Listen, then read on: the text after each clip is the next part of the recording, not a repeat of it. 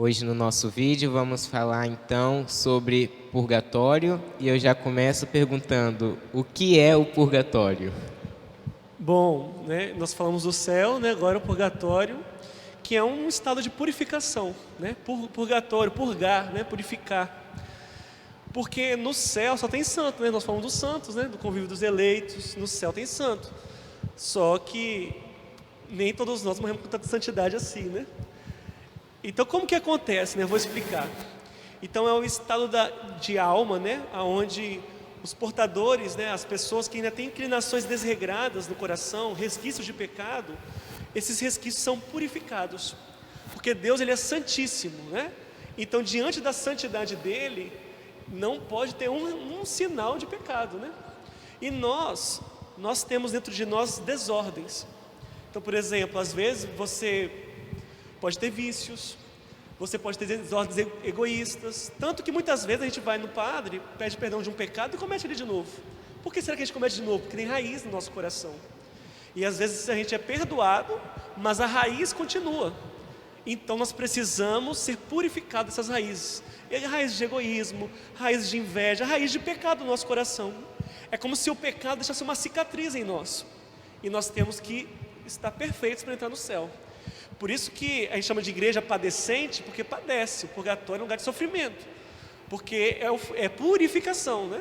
As pessoas são purificadas. Então, em primeiro lugar, por isso. Por causa dessas inclinações, essas raízes que tem dentro de nós. E que muitas vezes a gente não consegue, a gente pode se livrar delas aqui na terra. Mas muita gente não consegue, né? Não chegamos a tanta santidade. Então muitas vezes a gente é perdoado, mas continua com raízes egoístas, raízes de vícios. E aí precisamos nos purificar no purgatório. Mas não só isso. O pecado, ele tem duas consequências na alma: a culpa e a pena. Na confissão, né, quando a gente pede perdão a Deus, na confissão, do sacerdote, nós somos perdoados a culpa. A nossa culpa é perdoada, mas a pena, ela permanece. O que é a pena? A pena é a necessidade de reparação que aquele pecado tem. Então todo pecado tem uma necessidade de reparar, de satisfazer. Vou dar um exemplo. Alguém roubou.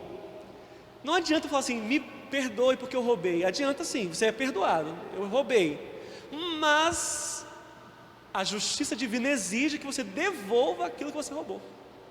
Ou se não, por exemplo, eu dei falso testemunho de alguém, saí e espalhei uma mentira, eu me arrependi e peço perdão, fui perdoado, mas é necessário que haja uma reparação. Eu tenho que falar, olha gente, o que eu falei daquela pessoa é mentira, porque eu tenho que devolver a boa fama dela, né? Ela tem direito a uma imagem íntegra e eu prejudiquei a imagem dela. Então eu tenho que reparar, e todos os pecados têm necessidade de reparação, né? Ou alguém comete um crime, né? Não é porque alguém cometeu um crime, pode se arrepender, mas não é porque ele se arrependeu e foi perdoado que ele não tem que ir para a cadeia pagar, né? Imagina uma mãe que um bandido matou o filho dela, ela pode perdoar e deve, mas não quer dizer que esse bandido tem que ir para a cadeia pagar pelo que fez, porque isso é reparar, né? Então há uma necessidade de reparação, de satisfação, e isso, se nós não fizermos aqui nessa vida, nós vamos ter que fazer na eternidade. Então nós podemos reparar aqui nessa vida, mas se não dermos conta, nós vamos reparar na eternidade, que é o purgatório. Então lá todos os pecados, como eu disse, né, os pensamentos, os olhares, todos os pecados exigem reparação. Então aquilo que eu não reparar aqui pela minha vida de penitência, né, pelas indulgências e por todas outras coisas, nós vamos reparar no purgatório, né, padecendo no purgatório. Você falou que tem como a gente reparar esses pecados aqui na Terra mesmo, né? Essa reparação seriam as indulgências? Isso tem a ver com as indulgências. Porque a indulgência, as pessoas confundem. Tem gente que fala assim, o Papa deu indulgência e os pecados foram perdoados. E isso não é verdade. Por exemplo, teve uma sexta-feira da pandemia, né, que o Papa deu indulgência para todos os católicos. E algumas mídias colocaram assim, Papa perdoa os pecados de todos os católicos, o que é uma mentira. Porque a indulgência não perdoa os pecados, o que perdoa o pecado é a confissão. Tanto que para ganhar uma indulgência, você tem que estar em estado de graça, né? Então você tem que confessar. Mas, ainda que eu vou explicar então, para entender essa indulgência. A indulgência é justamente nesse sentido. é aquilo que vai me ajudar a reparar o meu pecado. Ele não vai perdoar o meu pecado, mas ele vai ajudar na reparação do pecado. Por quê? Antigamente, como que a igreja fazia para os pecadores reparar os seus pecados? Penitências rigorosas. Então as pessoas, ficavam na frente da igreja com coisas amarradas, se flagelavam, eram coisas bem rigorosas. Mas a igreja foi amadurecendo ao longo do tempo. Então o que ela foi entendendo? Ela é administradora dos bens de Cristo. Então Jesus deu para a igreja o poder da chave de administrar os seus bens. O que são os bens? São os méritos que Cristo adquiriu pelo seu sangue. Então Jesus Cristo, ele tem todos os méritos, né? Ele adquiriu tudo pela sua morte de cruz e ele conferiu à igreja. Então a igreja pega esse tesouro que Jesus deu a ela e dá para os seus filhos, para que os seus filhos possam reparar os seus pecados. Então o que ela fez? Se antes a pessoa tinha que fazer uma penitência rigorosa, então a igreja fez uma prática indulgencial. Ou seja, olha, faça essa oração e essa oração vai reparar o seu pecado. Então, por exemplo, antigamente as pessoas tinham assim, por exemplo, vou dar um exemplo na minha cabeça, né? Ave Maria, 50 dias de indulgência. Antigamente tinha os dias. Por que queria dizer esses dias? Queria dizer que representa 50 dias de penitências rigorosas. Então a igreja evoluiu no sentido que foi pensando na misericórdia divina, mas não só nisso. Também porque ela viu que muitas penitências não tinham como ser cumpridas por pessoas de idade, pessoas com deficiências. Então, olhando a misericórdia de Deus, se aprofundando também nessa doutrina que ela é depositária, né? Ela administra os bens que Cristo deu a ela. Ela então dá essas práticas de indulgência para que, em vez de longas penitências, uma prática de oração, uma penitência, um gesto de piedade, gera para mim indulgência, ou seja, a reparação dos pecados que eu cometi. Hoje em dia, a gente não tem mais os números de 50 dias, porque a igreja entendeu que não deve ser assim. Hoje em dia a gente fala de indulgência plenária e indulgência parcial. A indulgência parcial, como o nome diz, é parcial, né? Ela diminui parcialmente a necessidade de satisfação dos nossos pecados. E a indulgência plenária, ela acaba, né, com toda a satisfação que nós deveríamos dar a Deus pelos pecados. Então a indulgência é para isso, é para satisfazer, né, apagar essas penas, né? Então ou ela é parcial ou ela é plenária. E a parcial, ela diminui, né, a reparação que eu deveria fazer, tanto quanto for o meu amor no gesto que eu faço. Então tem lá, por exemplo, rezar a oração a São Miguel, indulgência parcial. O terço, por exemplo, o terço é indulgência parcial. Então se você reza o terço, quanto mais amor você tiver rezando aquele terço, mais será apagado as suas penas, né? Mais será apagado aquilo que você precisa satisfazer, né? Que se você não satisfazer aqui, pelas indulgências, pelas penitências, será no purgatório. Então a indulgência vem para facilitar. E não é o perdão, né? Ela, muito pelo contrário, o perdão já foi me dado. Ela pelas indulgências eu vou reparar, né, aquilo que preciso reparar, satisfazer a Deus, né, dar satisfação dos meus pecados, né? E para adquirir as indulgências, eu trouxe até um livro que é chamado Indulgências, que é muito bom que cada pessoa tivesse esse livro, porque ele fala o que eu faço para ganhar indulgência, né? Por exemplo, 30 minutos do Santo Sacramento, você ganha indulgência parcial, né? Rezar o terço, você ganha indulgência parcial. E existe a indulgência plenária, que geralmente é dada, né, pelo Santo Padre, pelo bispo, em algumas ocasiões também pode. E para você ganhar essa indulgência, você tem que ser batizado, não pode estar excomungado, né, que está dizendo aqui, tem que estar em estado de graça, então tem que confessar. Então você vê que a indulgência é diferente do perdão dos pecados, né? Você tem que estar em estado de graça, você vai pedir perdão a Deus primeiro. Você tem que ter a intenção de ganhar a indulgência, tá? Então, por exemplo, eu rezei vários terços, mas eu não sabia que dava indulgência, então você não ganhou. Você ganha quando você tem a intenção, você tem que ter a intenção na sua prática de ganhar a indulgência.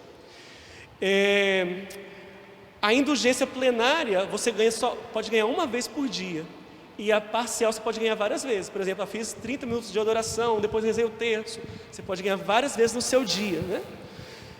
E geralmente a plenária Você precisa ainda rezar pelo Santo Padre, né? Comungar.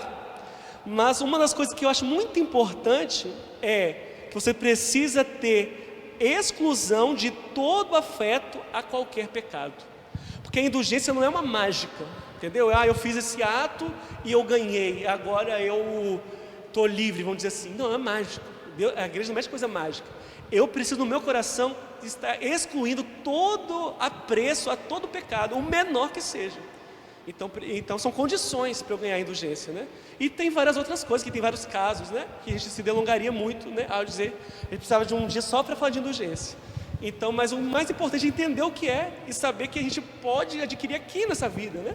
Para diminuir o nosso tempo, entre aspas, no purgatório, porque o tempo na eternidade não existe. Mas para ter uma linguagem entendível, né? Nós vamos falar do tempo, né? Vamos abreviar o tempo que nós vamos padecer, né? Pelas nossas penas, por aquilo que precisamos satisfazer, né? Da vontade, da justiça divina. E aqui na Terra, quando a gente consegue, entre aspas, uma indulgência, né? Ela é particular. Mas também existem algumas formas da gente rezar pelas almas do purgatório, né? E aí essas indulgências, elas seriam destinadas para as almas do purgatório. Exatamente. Quando você faz um ato de indulgência, você pode escolher se você vai aplicar a sua própria alma ou alguma alma de um fiel já falecido. Então você pode dar, né, para que a gente reza, a gente chama de sufrágio, né? Reza para que aquele fiel possa o mais rápido possível, né, entrar na glória de Deus. Porque lá, quando a alma já está lá no purgatório, ela não pode adquirir méritos para poder sair de lá de mais depressa, vamos dizer assim, né? Mas, então, nós que estamos aqui, nós podemos sim rezar pelas almas dos defuntos, oferecer indulgências, missas, né? Sacrifícios, penitências para aquelas almas. E Santo Afonso Maria de Ligório, ele diz que uma alma do purgatório, quando você reza por ela e ela é livre do purgatório, ela não vai se esquecer de você. E se um dia você for para o purgatório, no céu ela vai se lembrar de rezar por você. Então, é muito importante a devoção, né, de rezar pelas almas do purgatório. E é bom esclarecer também uma coisa, né? No dia de finados, a gente não vai lá no cemitério para consolar quem ficou aqui na terra. Nós vamos para rezar pela alma do fiel que morreu. A missa de sétimo dia não é para consolar os parentes. Também, isso é secundário. O mais importante são as almas que precisam do sufrágio, precisam das nossas orações. Então a gente fica muito preocupado em consolar quem está aqui na terra, que é importante também, não estou dizendo que não é, mas estou dizendo que é essencial você rezar para o seu fiel, para o seu parente, né, falecido, pelas almas do purgatório, né? Então nós temos que ter esse hábito. É uma prática de misericórdia, né, espiritual. Então nós temos que fazer essa misericórdia, rezar por aqueles que visitar no cemitério, né, essas coisas. Outra coisa também, você citou o dia de finados, né? A gente sabe que no dia de finados existem alguns preceitos, mas a gente consegue uma indulgência plenária rezando pela alma de alguém que está no purgatório. Aí eu fiquei com uma dúvida, por exemplo, eu rezo por uma pessoa e a alma dela já não está mais no purgatório, a alma dela já está no céu. Aí a minha oração ela é destinada a outra alma do purgatório? Como é que funciona? Se nós rezamos por uma alma e ela já está no céu, Deus destinará a nossa oração àquela alma que mais precisar. Ele que sabe todas as coisas, com certeza a nossa oração não vai ficar sem valor, perdido no tempo. Com certeza a nossa oração será de bom proveito para as santas almas, né? Aquelas que precisam, que estão se purificando, né, no purgatório. Nós vamos falar sobre um assunto que todo mundo fica assim de cabelo arrepiado. Nós vamos falar sobre o inferno. O que é o inferno? Quais são as penas que existem lá no inferno? Neste vídeo, você pode saber mais sobre o purgatório. No sexto vídeo da nossa série, vamos falar sobre a última consequência do pecado, que é o inferno. Vamos falar também sobre o pecado mortal e sobre como nós podemos nos livrar deles. Então já se inscreve no canal para não perder os nossos vídeos e não se esqueça de curtir e compartilhar.